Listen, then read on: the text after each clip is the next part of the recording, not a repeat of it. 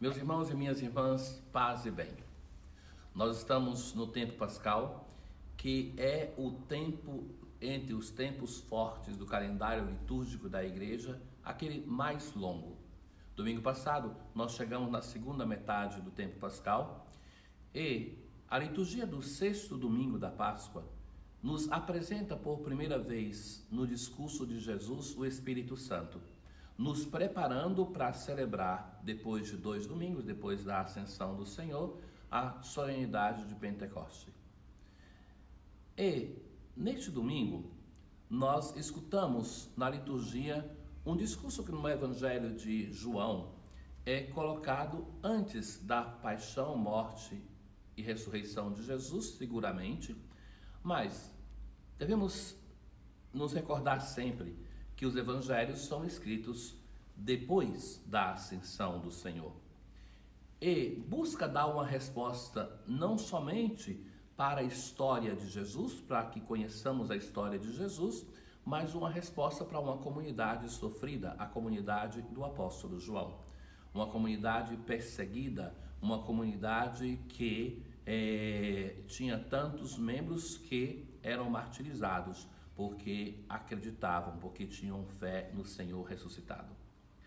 Vejam, esse discurso de Jesus, ele é uma resposta a uma pergunta que faz um dos apóstolos, que é Judas, mas não é Iscariotes.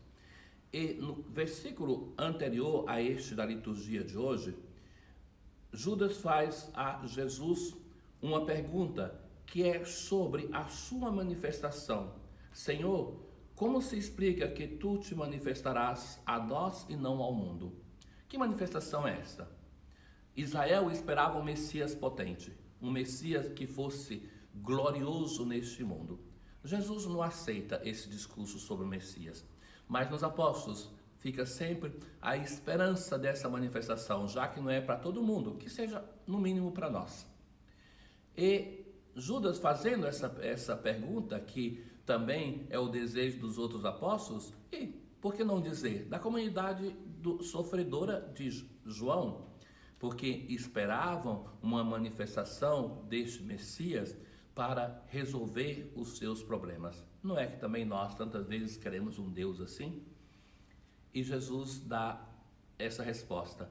O Evangelho de hoje parece uma série de frases sem nenhuma conexão entre elas. Mas se nós entramos neste contexto do Evangelho de João e situamos isso como resposta a essa pergunta de Judas, podemos entender. Jesus está dizendo assim: quem observa os meus mandamentos, eu e o Pai viremos para morar nele.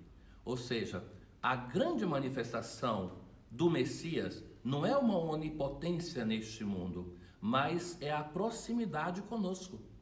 Porque as maravilhas de Deus ao longo da história é a manifestação do seu amor. Deste modo, Jesus e o Pai manifestam o seu amor não com a onipotência, mas com a proximidade que tem conosco. Eu e o Pai viremos e moraremos nele. É essa aproximação de amor que o Senhor nos promete como manifestação de que Ele é um Messias, de que é um Messias cheio de bondade, de amor e misericórdia. O Evangelho continua e por primeira vez Jesus faz um discurso sobre o Espírito Santo. Chama o Espírito Santo de Paráclito, de Consolador, é o advogado. E vai dizer que esse Espírito, em relação a nós, tem duas missões. A missão de ensinar e de recordar. O que quer dizer isso? Jesus é a plenitude da revelação. Tudo aquilo que Deus quis dizer para nós, Ele disse em Jesus. Mas a nós falta ainda a capacidade, como pessoa, como igreja, de assimilar tudo aquilo que o Senhor nos ensinou, de aprender tudo aquilo que o nosso grande mestre nos quis dizer e disse. Então, a missão do Espírito é fazer com que a revelação seja hoje, na nossa história, na história da igreja, ainda em processo.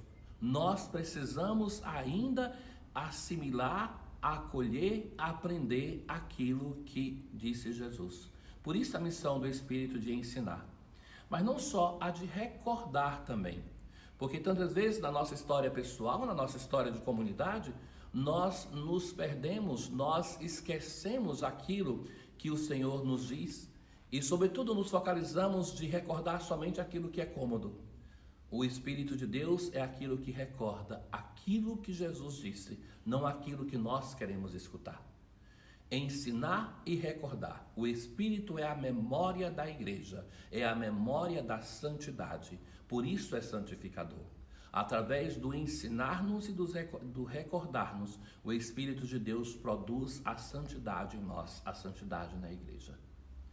O terceiro momento do Evangelho de hoje é a promessa que o Senhor faz de nos dar a paz.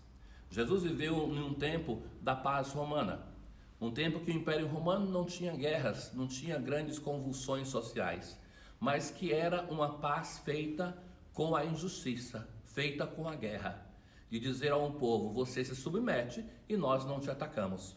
Mas isso era o Império Romano do tempo de Jesus, mas as grandes potências do mundo de hoje, que sejam as nações, que sejam os poderosos deste mundo.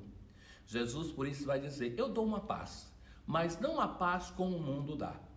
A paz que Jesus nos dá é muito diferente. É uma paz que não perturba, é uma paz que não é baseada no temor. A paz que o Senhor nos dá é fruto do seu Espírito. Diversas vezes, quando o Senhor aparece, depois da ressurreição, Ele saúda dando a paz. E é esta paz que o Senhor nos dá, que é um dom, mas que é um empenho pessoal. Olha, meus irmãos, tantas vezes nós desejamos a paz entre as nações, a paz do mundo.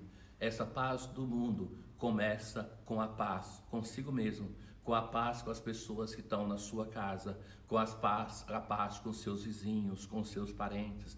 De estabelecer a paz até com as pessoas que não nos querem bem, com os nossos inimigos.